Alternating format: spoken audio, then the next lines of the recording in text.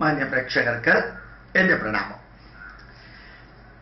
കഴിഞ്ഞ ക്ലാസ്സിൽ ഞാൻ ജോസഫ് പടിഞ്ഞാറേക്കരയുടെ Bible for Indians in Indian cup എന്ന് വിവരിക്കേണ്ടായി.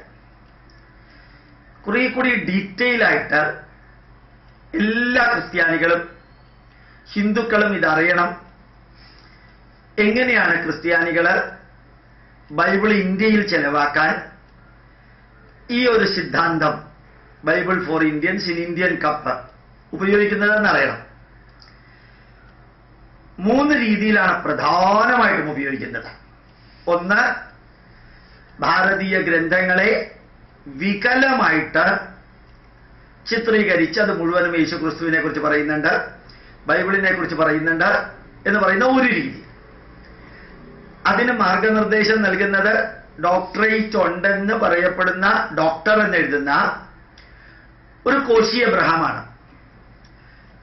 പിന്നെ കാട്ടാക്കടയിലുള്ളൊരു ഗമായേലുണ്ട്, കൽപ്പറ്റയിലുള്ളൊരു ബെഞ്ചമിൻ ഉണ്ട്, അതുപോലെ തന്നെ കോഴഞ്ചേരിക്ക് അടുത്തുള്ള ഒരു ജോർജ് മാത്യു ഉണ്ട്, മിൽമയിലെ ഡോക്ടറാണ്. പിന്നെ കുറേ വ്യക്തികള് ഈ വേദത്തെയും ഭവിഷ്യപുരാണത്തെയും ശരിക്കും വികൃതവും വികലവുമായിട്ട് വ്യാഖ്യാനിച്ച് ഇല്ലാത്തത് പലതുമുണ്ടെന്ന് പള്ളി മേധാവികളുടെ അനുഗ്രഹത്തോടു കൂടി ചെയ്യുന്ന ഒരു രീതി. രണ്ടാമത്തെ രീതി എന്താണെന്നറിയാമോ? നമ്മളുടെ ആചാരങ്ങൾ മുഴുവനും ക്രൈസ്തവവൽക്കരിക്കുക. ഓരോ ആചാരങ്ങളെയും സാവധാനത്തിൽ ക്രൈസ്തവവൽക്കരിക്കുക. ഇപ്പൊ ശിവരാത്രി വിശിഹാരാത്രിയാണെന്ന് പറഞ്ഞു. ഞാനത് ഡീറ്റെയിൽ ആയിട്ട് പറയാം. ഞാൻ ഈ 3 ക്ലാസിഫിക്കേഷൻ മാത്രമാണ് ഇപ്പോൾ പറയുന്നത്. ഓരോ ആചാരവും, എഴുത്തിനിരുത്തല്, ശിവരാത്രി, ദീപാവലി ആഘോഷിക്കുക, ആന എഴുന്നള്ളിപ്പ്, വെടിക്കെട്ട്, അന്നദാനം, നാമകരണം, അതുപോലെ തന്നെ വിവാഹത്തിലെ മാറ്റങ്ങള്, ഇത് ഭാരതീയ ആചാരങ്ങൾ മുഴുവൻ ക്രൈസ്തവവൽക്കരിക്കുക. ഇത് രണ്ടാമത്തേത്. മൂന്നാമത്തേത്, പള്ളികളെ തന്നെ മാറ്റാം, പള്ളിയുമായിട്ട് ബന്ധപ്പെട്ടതിനെ മാറ്റാം. ഒന്ന് ഗ്രന്ഥങ്ങളെ മാറ്റാം, 2 ആചാരങ്ങളെ മാറ്റാം. ഇത് 3 ഞാൻ ഡീറ്റെയിൽ ആയിട്ട് എക്സ്പ്ലെയിൻ ചെയ്യാം. ആചാരങ്ങളെ മാറ്റാം, 3 പള്ളിയുമായിട്ട് ബന്ധപ്പെട്ടത് മുഴുവൻ മാറ്റാം.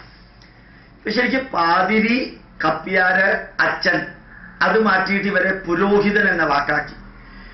അത് ഹിന്ദുക്കളുടെ പുരോഹിതനാണ്.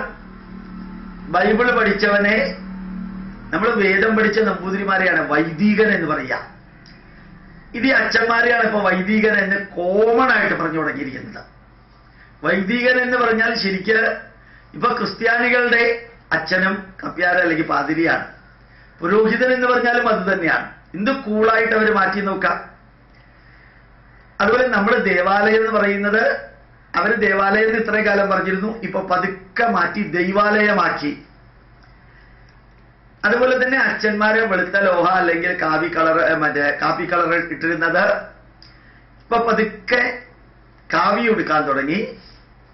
മലയാറ്റൂരിലേക്കുള്ള യാത്രയിലൊക്കെ കാവ്യ വസ്ത്രമാണ്, രുദ്രാക്ഷം. പക്ഷെ അതിന്റെ ചുവട്ടിൽ കുരിശുണ്ടാവും. ഇനി പള്ളി തന്നെ അമ്പലം മാതിരി പണിയുക, അതിനകത്ത് കല്ലുവിളക്ക് വെക്കുക. അതിനകത്ത് ഹിന്ദുക്കൾ ഉപയോഗിച്ചിരുന്ന കൽവിളക്കിൽ മുകളിൽ കുരിശ് വെച്ചിട്ട് പിന്നെ വിളക്കിന്റെ മുകളിൽ കുരിശാക്കുക. പിന്നെ പള്ളിയിലുള്ള കരയുന്ന രീതിയിലുള്ള പാട്ടുകളെല്ലാം തിരിച്ച് നല്ല കർണാടിക് സംഗീതമാക്കുക. അതുപോലെ തന്നെ യേശുവിന്റെ തിരുവാതിരക്കളി, അങ്ങനെ പ്രാർത്ഥനകൾ സംസ്കൃതത്തിലേക്കാക്കുക. യേശുവിന്റെ വിവരണങ്ങൾ സംസ്കൃതത്തിലേക്കും ഹിന്ദിയിലേക്കും മലയാളത്തിലേക്കും ഒക്കെ ആക്കി ഭാരതീയ വാക്കുകളായിട്ട് ചേർക്കാം. പള്ളി എന്ന വാക്ക് തന്നെ പണ്ട് അമ്പലത്തിന് ഉപയോഗിച്ചിരുന്നതാണ്. പള്ളിക്കൂടം എന്നൊക്കെ പറഞ്ഞാൽ അമ്പലവുമായിട്ട് ചേർന്ന കെട്ടിടം എന്നുള്ളതാണ് അർത്ഥം. അത് അങ്ങോട്ട് എടുക്കാം. പിന്നെ കന്യാസ്ത്രീ മഠം, മഠം എന്ന് പറഞ്ഞു കഴിഞ്ഞാൽ സാധാരണ രീതിയിൽ നമ്പൂതിരിമാരും എംബ്രാന്തിരിമാരും താമസിക്കുന്ന, പൂജാരിമാര് താമസിക്കുന്ന സ്ഥലമാണ് മഠം എന്ന് പറയാം. തെക്കേ മഠം, വടക്കേ മഠം, കിഴക്കേ മഠം എന്നൊക്കെ പറയുന്നതൊക്കെ പൂജാരിമാരും പൂണൂലിട്ടവർ താമസിക്കുന്ന, അത് കന്യാസ്ത്രീ മഠം. ആശ്രമം എന്ന് പറഞ്ഞാൽ മഹർഷിമാരും സന്യാസിമാരും താമസിക്കുന്നതാണ്. അതിനൊക്കെ ആശ്രമം, ദിവ്യപ്രബോധാശ്രമം, അതുപോലെ പാലക്കാട് പരിത്രാണായ, അത് ഭഗവത്ഗീതയിലൊരു വരിയാണ്, പരിത്രാണായ സാധൂനാം വിനാശായ. അത് പരിത്രാണായ ആശുപത്രി തന്നെയാണ്. എന്തെല്ലാം തരത്തിലാണ് മാറ്റുക? അപ്പൊ 3 തരത്തിലാണ് മാറ്റുക. ഒന്ന്, വേദത്തെയും ഗ്രന്ഥങ്ങളെയും മാറ്റുക. 2, നമ്മളുടെ ആചാരങ്ങളെ മുഴുവനും ക്രൈസ്തവൽക്കരിക്കുക. 3, പള്ളിയുമായി ബന്ധപ്പെട്ടത്. ഇപ്പൊ ബിഷപ്പ് ഹൗസ് നമ്മുടെ തിരുവനന്തപുരത്ത് പട്ടത്തുള്ളതിനെ സന്നിധാനം എന്നാ പേര് കൊടുത്തിരിക്കുന്നത്. അങ്ങനെ ഒത്തിരി 3 തരത്തിൽ മാറ്റാം. ഇതിന് മുമ്പ് എങ്ങനെയാ ചെയ്തിരുന്നതെന്നറിയോ? ദൈവവിളി ഉണ്ടായി. നാഗാലാൻഡ്, മിസോറാം, ആ പ്രദേശം മുഴുവനും വളരെ പാവപ്പെട്ട ട്രൈബൽസാണ്. അവിടെ പള്ളിയിലച്ഛൻ വരും, കയ്യില് ഒരു കോർഡിലെസ് മൈക്ക് സെറ്റ് പോക്കറ്റിലുണ്ടാവും, മരത്തിന്റെ മുകളിൽ മൈക്ക് ഉണ്ടാവും. ഇവിടെ നിന്ന് ഇങ്ങനെ സംസാരിക്കുമ്പോൾ ഈ കോർഡിലെസിലൂടെ അതിലേക്ക് ചെന്ന് അവിടെ നിന്ന് താഴത്തേക്ക് ശബ്ദം വരും. ഇത് ദൈവവിളിയാണ്. ഇവർക്ക് അത്ഭുതവും. ആകാശത്തുനിന്ന് ശബ്ദം വരുന്നു. ഈ അച്ഛൻ, ഈ പാതിരി, ഈ കപ്പിയാര് സംസാരിക്കുമ്പോൾ ആകാശത്ത് നിന്ന് ദൈവത്തിന്റെ ശബ്ദം കേൾക്കുന്നു. അങ്ങനെ ഉണ്ടായിരുന്നു. പിന്നെ ശ്രീകൃഷ്ണന്റെ അല്ലെങ്കിൽ ഏതെങ്കിലും ഹിന്ദു ദേവതമാരുടെ വിഗ്രഹം കരിങ്കല്ല് കൊണ്ടോ ലോഹം കൊണ്ടോ ഉണ്ടാക്കും. എന്നിട്ട് പച്ച പെയിന്റ് കൊടുക്കും. യേശുക്രിസ്തുവിൻ്റെത് മരം കൊണ്ട് ഉണ്ടാക്കും, അതിന് പച്ച പെയിന്റ് കൊടുക്കും. എന്നിട്ട് ഇവരെയൊക്കെ നിർത്തിയിട്ട് സത്യമുള്ള ദൈവം വെള്ളത്തിൽ പൊങ്ങിക്കിടക്കെന്ന് പറഞ്ഞ് 2 കൂടി വെള്ളത്തിലിടും. ഇപ്പൊ ചെളി കൊണ്ടോ കല്ലുകൊണ്ടോ ഗ്രാനൈറ്റ് കൊണ്ടോ ഉണ്ടാക്കിയ കൃഷ്ണന്റെ ഹിന്ദു വിഗ്രഹം താഴും, മറ്റേത് മുകളിൽ നിൽക്കും. ഇപ്പൊ എല്ലാവരും അത് സ്വീകരിക്കും. അങ്ങനെ ധാരാളം പറ്റിക്കല്. ഏതെങ്കിലും വീട്ടിൽ, ഇപ്പോഴും അരുണാചൽ പ്രദേശിൽ പോയാൽ കാണാം, ഏതെങ്കിലും ഹിന്ദുവിന്റെ വീട്ടിൽ ആരെങ്കിലും മരിച്ചാല് ഡെഡ് ബോഡി അടക്കി കഴിഞ്ഞാല് ബന്ധുക്കളെല്ലാം പിരിഞ്ഞു കഴിഞ്ഞാൽ ഇവരെ കുരിശും കൊണ്ടുവരും. ഈ മരിച്ച ആളുടെ പ്രേതം നിങ്ങളെ ഉപദ്രവിക്കാതിരിക്കാൻ കുരിശു വെക്കുകയാണ്. വെക്കണ്ടെന്ന് പറഞ്ഞാൽ നാളെ മുതൽക്ക് ഉപദ്രവം ഉണ്ടാവും. അതുകൊണ്ട് കുരിശു വെക്കുന്നതാണ് നല്ലത്. ഇത് പാവങ്ങൾ, അതുങ്ങൾ പേടിക്കും. ഇവര് കുരിശു വെക്കും. 2 ദിവസം വന്ന് കറക്റ്റ് ഉച്ചയ്ക്കോ വൈകുന്നേരമോ വന്ന് പ്രാർത്ഥിക്കും. 3-ാം ദിവസം ഇവരോടും പ്രാർത്ഥിക്കാൻ വരാൻ പറയും.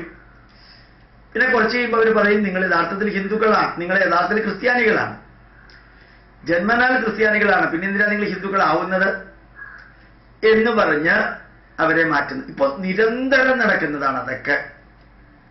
എന്നിട്ട് നിങ്ങൾ ഗോദാവരി കൂടെ ഒക്കെ പോയി കഴിഞ്ഞാൽ റോഡ് സൈഡിലുള്ള കുളത്തില് എത്ര ഹിന്ദുക്കളെ ജ്ഞാനസ്നാനം ചെയ്യിക്കുക എന്നുള്ള രീതിയിൽ മറിച്ച് മുക്കുക വെള്ളത്തില്. നമ്മളൊക്കെ ഇങ്ങനെയല്ലേ കുളിക്കുക, ഇത് തിരിച്ചു കുളിപ്പിക്കുക.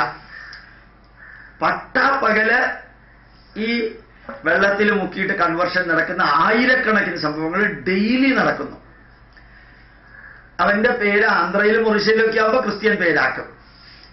കേരളത്തിലൊക്കെ ആവുമ്പോഴത്തേക്ക് ക്രിസ്ത്യൻ പേരാക്കില്ല, തമിഴ്നാട്ടിലും ആക്കില്ല. കാരണം ഹിന്ദു പേര് വെച്ചുകൊണ്ട് തന്നെ അവർ ക്രിസ്ത്യൻ വർക്ക് ചെയ്യാൻ വേണ്ടിയിട്ട് ചെയ്യും. പിന്നെ നമ്പൂതിരിമാരുടെ പേര് വെച്ചിട്ട് KVS നമ്പൂതിരിയുടെ സുവിശേഷം, അരവിന്ദാക്ഷ മേനോന്റെ സുവിശേഷം, ശശിധരന്റെ സുവിശേഷം, മേനോൻ, മിസ്റ്റർ മേനോൻ സുവിശേഷം പറയുന്നു. 2 രീതിയിലാ. അയാൾ യഥാർത്ഥത്തിൽ മേനോനുമല്ല, നമ്പൂതിരിയല്ല, നായരുമല്ല. ക്രിസ്ത്യാനിക്ക് തൂലികാ നാമം നായര്, നമ്പൂതിരി എന്നൊക്കെ കൊടുക്കുക. എന്നിട്ട് അയാളുടെ നീലകണ്ഠൻ നമ്പൂതിരിയുടെ സുവിശേഷം, നീലകണ്ഠൻ നമ്പൂതിരി ബ്രാക്കറ്റില് കോഴിക്കോട്, അല്ലെങ്കിൽ ബ്രാക്കറ്റില് ബോംബെ, അല്ലെങ്കിൽ ബ്രാക്കറ്റില് മദ്രാസ്, ഇങ്ങനെയൊക്കെ വെച്ച് കൊടുക്കാം. ഇപ്പൊ 4 തരത്തില്. ഒന്ന്, ഈ പാവപ്പെട്ടവരെ പറ്റിച്ചും ചതിച്ചും വഞ്ചിച്ചും അവസാനം പറഞ്ഞ പോലെ. 2, നമ്മുടെ ഗ്രന്ഥങ്ങളെ മുഴുവനും ദുർവ്യാഖ്യാനം ചെയ്യാം. അത് ഞാൻ വിവരിക്കാം. വളരെ സിമ്പിളായിട്ട് നോക്കാം. ഒരേ വ്യക്തി, കോശി അബ്രഹാം എഴുതിയതാണ് പ്രജാപതി യാഗം എന്ന ക്രൂശീകരണം. ഇതിന്റെ അടുത്ത പുസ്തകം വരുമ്പോ ഇതിനകത്ത് ഇസ്രായേലുകാരുടെ മാത്രം ചിത്രമേ ഉള്ളൂ.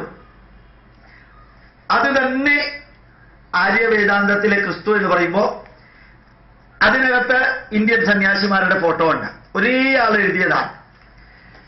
ആദ്യം കാണിച്ചത് എഴുതി, രണ്ടാമതേ ഇങ്ങനെ എഴുതി. അപ്പൊ ശരിക്ക് ഗ്രന്ഥങ്ങളെ മുഴുവനും അതെങ്ങനെയാണെന്ന് ഞാൻ അടുത്ത ക്ലാസ്സിൽ വിവരിക്കാം. ഇന്ന് നിങ്ങൾ ഇത്രയും അറിയണം. ഓരോ ഹിന്ദുവിനെയും ഇത് അറിയിക്കണം. വിദ്യാഭ്യാസമുള്ള ഹിന്ദുവും വിദ്യാഭ്യാസമില്ലാത്ത ഹിന്ദുവും എല്ലാവരും ചതിക്കപ്പെടുന്നത് ഈ ഡോക്ടറേറ്റ് ഉണ്ടെന്നുള്ള പ്രകൃതി ചികിത്സയിലാണോ ബൈബിളിലാണോ ഡോക്ടറേറ്റ്, തന്നെത്താനെ വെച്ച ഡോക്ടറാണോ ദൈവത്തിനറിയാം. ഇത് മുഴുവനും അടുത്ത ക്ലാസ്സിൽ വിവരിക്കുന്നുണ്ടാവും.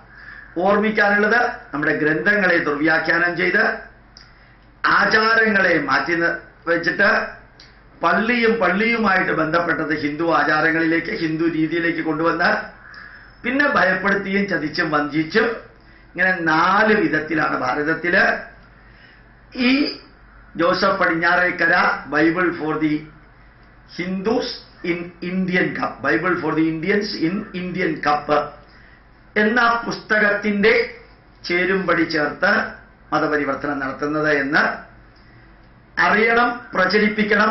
നിങ്ങൾ ഓരോരുത്തരും വാട്സപ്പ് ഗ്രൂപ്പ് തുടങ്ങണം, ഫേസ്ബുക്ക് ഗ്രൂപ്പ് തുടങ്ങണം, ശക്തമായിട്ട് പ്രതികരിക്കണം.